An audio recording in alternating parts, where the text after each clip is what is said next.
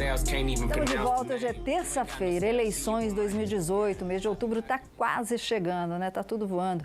Me diz o seguinte, você está realmente pronto para a hora do voto? De repente perdeu o título, já viu se o título está de jeito, aí tá tudo certo?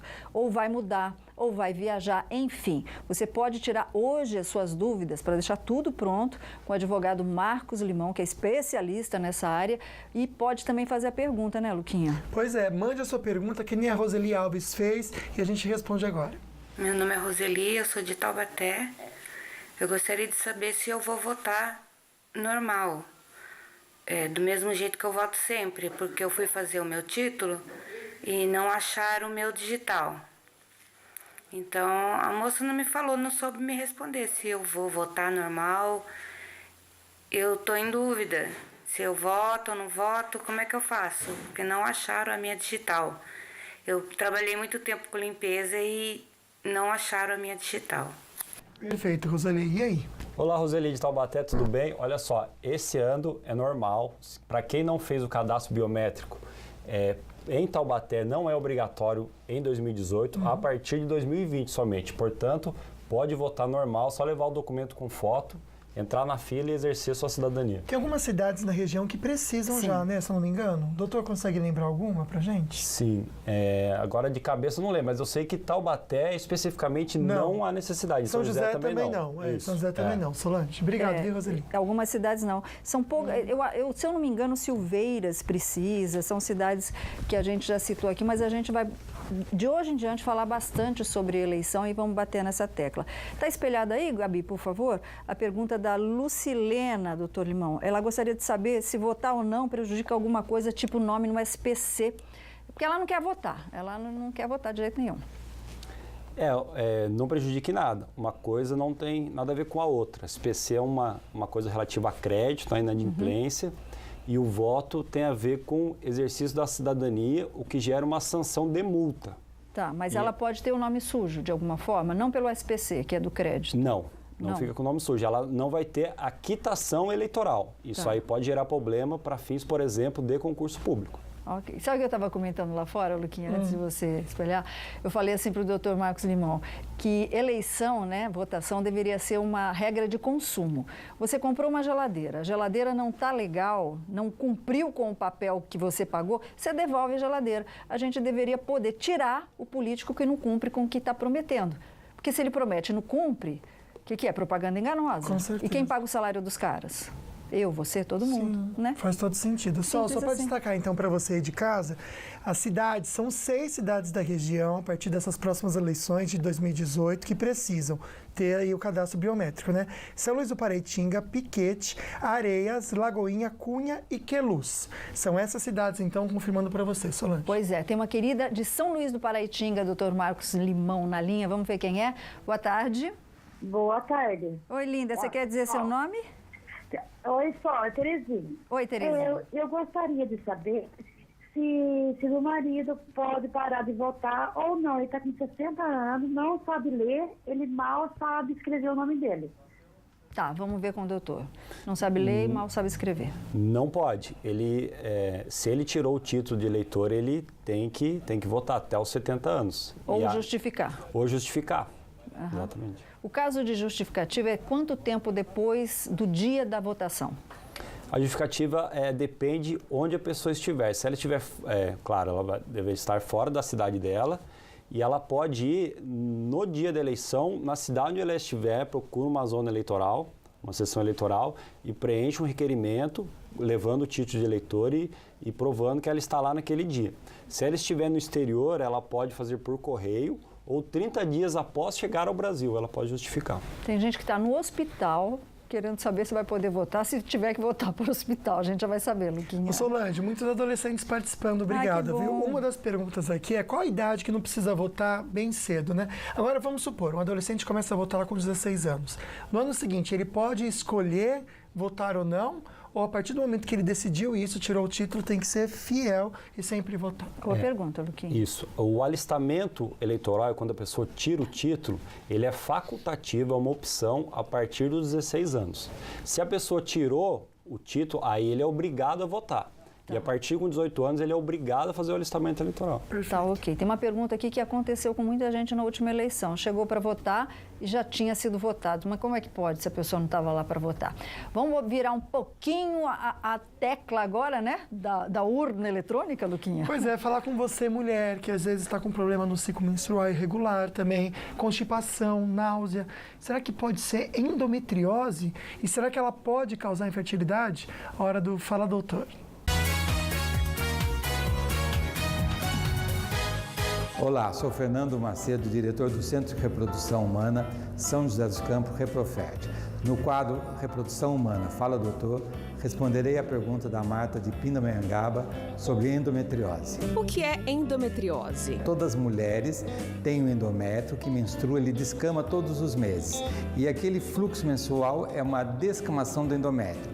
Quando esse endométrio vai para locais diferentes daquele que é habitual dele, passa a ser uma doença chamada endometriose. Quais os sintomas mais comuns? Os sintomas mais comuns da endometriose é a dor. A paciente geralmente chega no consultório médico reclamando de dor no período menstrual, porque no período menstrual ela menstrua externamente, mas também sangra internamente, e esse sangue é altamente irritativo dentro do abdômen, então ela queixa de dor. Esse é o quadro principal da endometriose, a dor. Pode acarretar outros problemas. Na relação sexual ela pode ter uma dor também, ela pode ter uma dificuldade para engravidar. São quadros que podem evoluir, por isso que eles devem ser tratados o quanto antes. Todas as mulheres têm os sintomas? Nem todas as mulheres têm sintomas. Algumas têm logo no início, logo com a primeira menstruação, e outras vão se arrastando sem sintoma nenhum.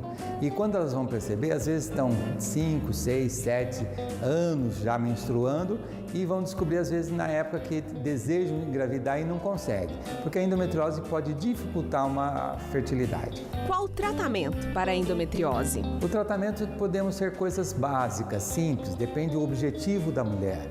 A endometriose ela pode ser tratada às vezes só com anti-inflamatórios, com analgésico, com exercício físico, com dietas, tá certo? Mas às vezes a indicação maior, às vezes a gente suspender a menstruação, porque a manutenção da endometriose é devido à produção de estrógeno, que é um hormônio que a mulher produz todos os meses. E quando nós suspendemos isso, então a endometriose para de ser alimentada e diminui os sintomas. Eventualmente, em alguns casos mais arrastados, às vezes nós temos que levar para a cirurgia. Então daí temos que fazer a cauterização, a pessoa pode fazer uma videolaparoscopia. Então diagnósticos mais agressivos e com problemas clínicos maiores, nós temos que fazer às vezes até uma cirurgia. A endometriose pode atrapalhar a fertilidade da mulher? Sim, ela pode ser a causa da infertilidade. Lógico que ela não é o rótulo. Tem muitas mulheres que têm endometriose engravidam e têm seu filho sem precisar de nenhuma ajuda de médico que trabalha com reprodução humana. Mas tem algumas que o diagnóstico é a endometriose e necessita às vezes até fazer uma fertilização in vitro. E essas foram algumas dicas para as mulheres com endometriose. E a semana que vem estaremos de volta no quadro Reprodução Humana Fala Doutor. Boa tarde e até breve.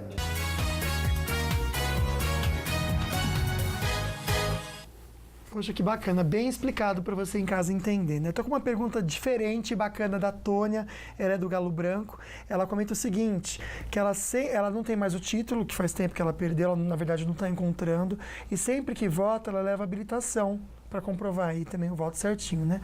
Esse ano ela quer saber se vai conseguir votar com habilitação ou não.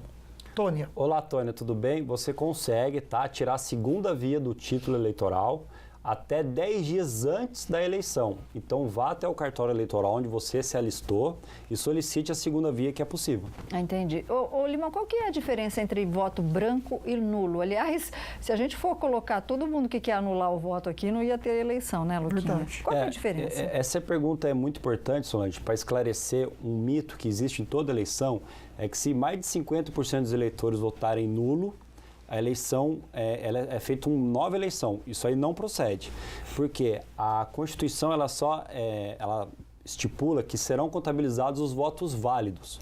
O voto branco e o voto nulo, eles não são válidos, eles não são contáveis. O que existe é um dispositivo no Código Eleitoral determinando que uma nova eleição seja feita se houver mais de 50% dos votos em razão de fraude. Aí entende-se que são votos nulos e aí se faz uma nova eleição. Ô, gente, é uma opinião muito pessoal. Se a gente quer mudar alguma coisa, tem que começar pela gente. Tem que fazer a diferença. Então, nós vamos mostrar daqui a pouquinho um aplicativo que mostra aí, nós vamos mostrar o que mostra, né, Luquinha? A ficha da pessoa que você pretende votar, só de políticos, tá? Aí nós vamos fazer uma simulação. Não deixa de votar, depois você não tem como cobrar. Fica fácil jogar a responsabilidade nos outros sem fazer a parte, né, Luquinha? Perfeito, Sol. Estou com perguntas interessantes aqui. Obrigado pelo carinho e também as suas dúvidas. Mas agora a gente comenta sobre essas imagens, que são imagens de câmeras de segurança, que registraram o momento em que uma mulher ela foi atropelada por um ônibus na zona oeste do Rio de Janeiro. O motorista que atropelou, ele fugiu sem prestar socorro à vítima. Em outro vídeo a gente consegue ver também, que veio atrás também, um outro que veio atrás, é verdade, ele parou no ponto de ônibus e depois apenas desviou do corpo o Solange da mulher, que morreu na hora. Ele simplesmente passou. Ele não quis ajudar também e passou como se... Não sei se entendeu que estava caída por acidente ou não, se também a pessoa está embriagada, às vezes dá um certo medo também, né? Levaram 8 horas para prestar socorro para essa mulher. Ela ficou 8 horas, o corpo dela Como que estendido pode, lá. Solange? É, coisas de Brasil e mais precisamente, né? Não estou metendo pau, porque é uma cidade que eu admiro bastante, coisas do Rio de Janeiro. E por falar em Rio de Janeiro, Lucas... Por falar em Rio de Janeiro, o ex-governador do Rio de Janeiro, ele abriu mão de bens para leilão na Lava Jato. Que dó. A gente já explica essa boa ação dele para você, Mas tá é bom? muita benevolência, Ele não é? é, né? É muita bondade, né? Ele e esposa, né? A gente já comenta com vocês também, mas agora a gente recebe carinho. Esse amigo tá longe, mas tá com a gente. Um abraço pro doutor Fabiano. Ai, que lindo. Boa tarde, Sol. Boa tarde, Luquinha. Estamos aqui na Itália estudando. Um beijo pra todo mundo. E vamos ganhar essa Copa, hein?